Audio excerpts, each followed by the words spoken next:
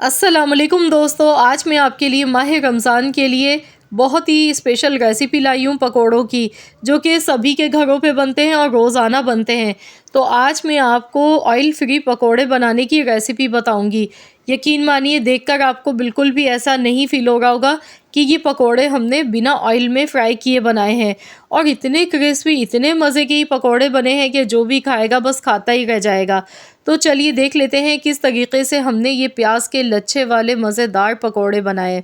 इसके लिए प्याज लेंगे, एक मैंने दरमियाने साइज़ की प्याज ली थी। प्याज को एकदम बारीक स्लाइस में काट के लिया। इसके बाद 2 हरी मिर्चें बारीक कटी हुई इसमें शामिल कर देंगे। अब इसमें आलू जाएगा, तो यहाँ पर मैंने आलू लिया है, तकरीबन आधा आलू मैंने लिया है। इस तरह जिस तरह हम चिप्स काटते हैं ना, तो बस इसी तरह से हमने इसे बारीक काट के लिया है। आलू को आपने भी बिल्कुल बारीक काट के लेना है, वरना जब हम पकोड़े बनाएंगे तो आलू फिर कच्चे रह जाएंगे अगर आप मोटे काट के लेंगे। हरा धनिया यहाँ पर लिया 1 मुट्ठी के बराबर। पहले इन सारी सब्जियों को अच्छी तरह से मिला लेते हैं। इसके बाद इसमें मसाले शामिल कर लेते हैं। तो यहाँ पर 1 टेबल स्पून मोटा मोटा कुटा हुआ साबुत धनिया आपने लेना है। ज़ीरा लेना है 1 टीस्पून। कसूरी मेथी इसमें जाएगी ½ टेबल स्पून। कुटी हुई लाल मिर्च इसमें जाएगी ½ टेबल स्पून। नमक हस्बे ज़रूरत। नमक और मिर्चें आप अपने टेस्ट के अकॉर्डिंग कम या ज़्यादा ले सकते हैं, लेकिन इन पकोड़ों में आपने कुटा हुआ धनिया ज़्यादा क्वांटिटी में लेना है। धनिया कोशिश कीजिएगा साबुत धनिया आप रमज़ान शुरू होने से पहले आप थोड़ा सा मोटा मोटा सा पीस के रख लें, तो ये पकोड़ों में बड़ा ही ज़बरदस्त लगता है। स्पेशली प्याज के पकोड़ों में तो बहुत ही अच्छा लगता है इसका फ्लेवर। यहाँ पर आप चाहें तो इसमें अनारदाना भी शामिल कर सकते हैं। अब इसमें थोड़ा थोड़ा सा बेसन शामिल करेंगे। तो यहाँ पर बेसन का आपने बड़ा ध्यान रखना है, एकदम से ज़्यादा बेसन नहीं डालना है, क्योंकि इन पकोड़ों में बेसन बहुत कम जाता है। बस इतना बेसन जाएगा कि ये सारी चीज़ें बस कंबाइन होने लगें, जुड़ने लगें, बस इतना ही इसमें बेसन जाएगा। तो यहाँ पर मैंने इसमें बेसन, पहले पानी नहीं डाला, पहले ऐसे ही खुश्क बेसन को मिक्स किया। अब मैं इसमें थोड़ा थोड़ा सा पानी डालूँगी और सारी चीज़ों को अच्छी तरह से मिक्स करती जाऊँगी। तो यहाँ पर आपने भी पानी ध्यान से डालना है। अगर आप भी चाहते हैं कि आपके पकोड़े लच्छेदार बने, खस्ता बने, तो उसकी यही ट्रिक होती है। या फिर इसमें चावल का आटा थोड़ा सा शामिल कर लिया जाता है, उससे भी ये होता है कि पकोड़े बहुत खस्ता बनते हैं। तो हम तो यहाँ पर फ्राई नहीं कर रहे हैं, तो इसलिए मैंने इसमें चावल का आटा नहीं डाला। तो यहाँ आप देख सकते हैं इसकी बहुत अच्छी सी बाइंडिंग बनने लग गई है। अब पकोड़े बनाने के लिए नॉन स्टिक पैन की आपको ज़रूरत पड़ेगी। नॉन स्टिक आपने पैन लेना है। इसमें 1 टीस्पून मैंने थोड़ा सा बिल्कुल ऑयल लगा के इसे ग्रीस कर दिया है ऑयल से पैन को, ताकि पकोड़े नीचे चिपके नहीं इसमें। तो अब इसमें हम क्या करेंगे, जिस तरह से हम पकोड़े बनाते हैं ना, उसी तरह की शेप देनी है।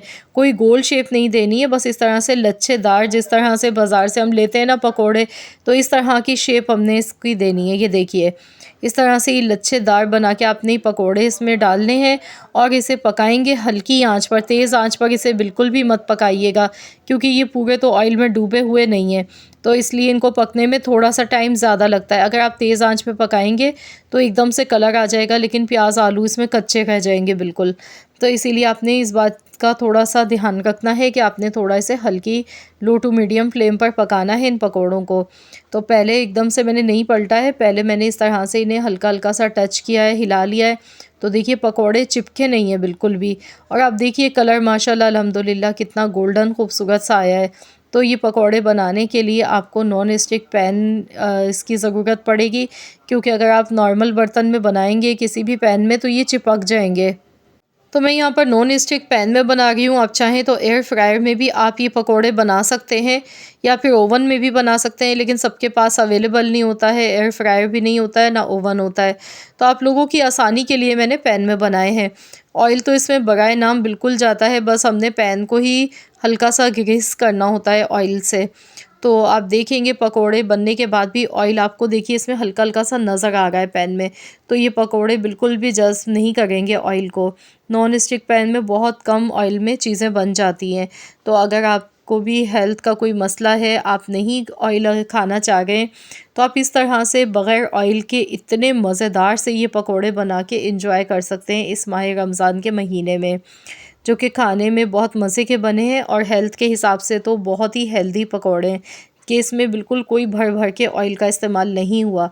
सिर्फ 1 चम्मच हमने ऑयल का इस्तेमाल किया और देखिए कितने ढेर सारे मज़ेदार से पकोड़े बने। अब ऊपर से चाट मसाला डालेंगे हरी चटनी के साथ, इन्हें हम सर्व करेंगे, जो कि बहुत ही मज़े की लगती है इन पकोड़ों के साथ। या आप इसे केचप के साथ भी खा सकते हैं, जैसे आपको पसंद हो। तो बहुत ही बेहतरीन से ये पकोड़े बनके तैयार हुए हैं, लच्छेदार बने हैं। तो मेरी गारंटी है इंशाअल्लाह ताला ये रेसिपी आपको बहुत पसंद आएगी। तो ये ऐसा तरीका है कि जो कि आपकी जेब पे भी भारी नहीं पड़ेगा, क्योंकि ऑयल इतना महंगा है कि हर कोई आसानी से अफ़ोर्ड नहीं कर सकता है। तो ऑयल फ्री सेहत बख्श ये पकोड़े ज़रूर बनाएं, एंजॉय करें अपनी फैमिली के साथ। रेसिपी अच्छी लगी है तो वीडियो को लाइक कर दें, शेयर कर दें, चैनल पर नए हैं तो सब्सक्राइब कर लें। मिलते हैं इंशाअल्लाह ताला एक और नई रेसिपी के साथ। तो जब तक के लिए अल्लाह हाफ़िज़।